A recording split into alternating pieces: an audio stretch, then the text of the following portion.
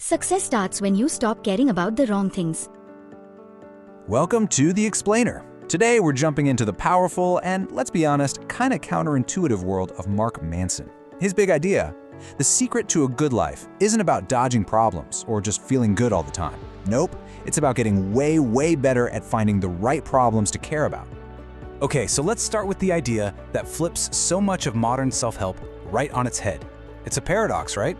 You've probably felt it, but maybe couldn't put your finger on it. This constant, relentless chase for happiness can actually make us feel, well, pretty miserable. And there's actually a name for this whole thing. It's called the backwards law. The idea is that the more you actively chase a positive feeling like happiness or wealth, the more you're just reminding yourself that you don't have it. It's a total psychological trap. Think of it like a feedback loop from hell.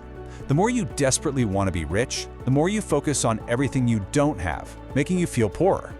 The more you obsess over being happy, the more you notice every little moment you aren't, making you feel lonelier.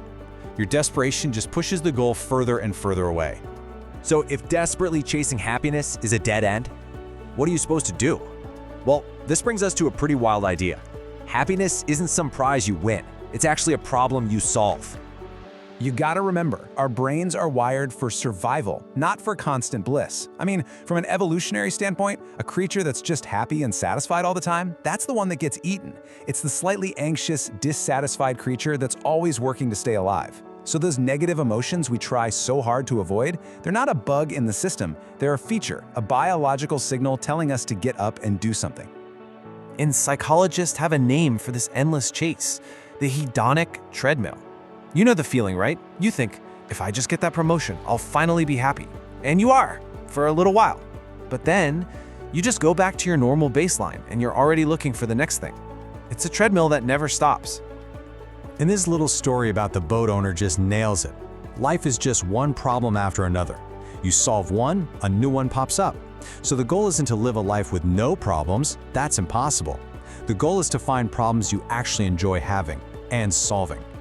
And that right there, that's the crucial point. True happiness isn't some problem-free paradise. It's that feeling of fulfillment you get from rolling up your sleeves and solving problems that you've chosen, problems you actually care about.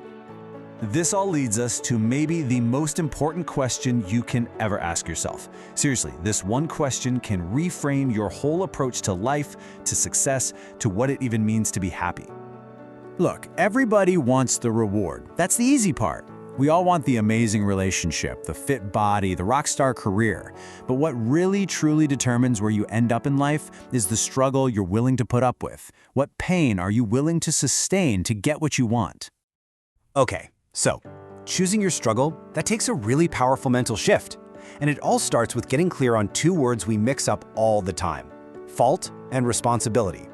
See, fault is all about the past. It's about pointing fingers, about blame, and honestly, it leaves you powerless.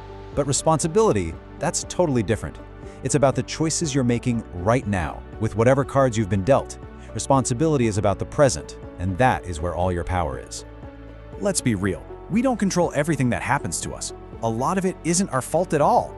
But we always, and I mean always, get to choose how we respond.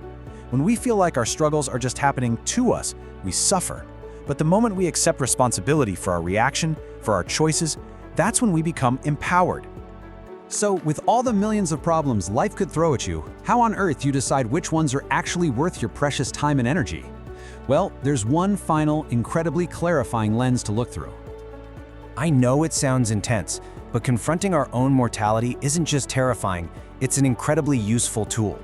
It just cuts through all the noise, all the petty anxieties, the silly arguments, all the things we care about that don't really matter.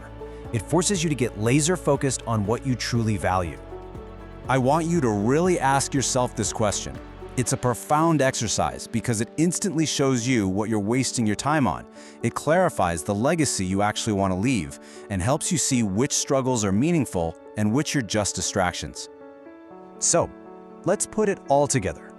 This journey we've just been on, it's not about caring less. It's about caring smarter. It's about being deliberate.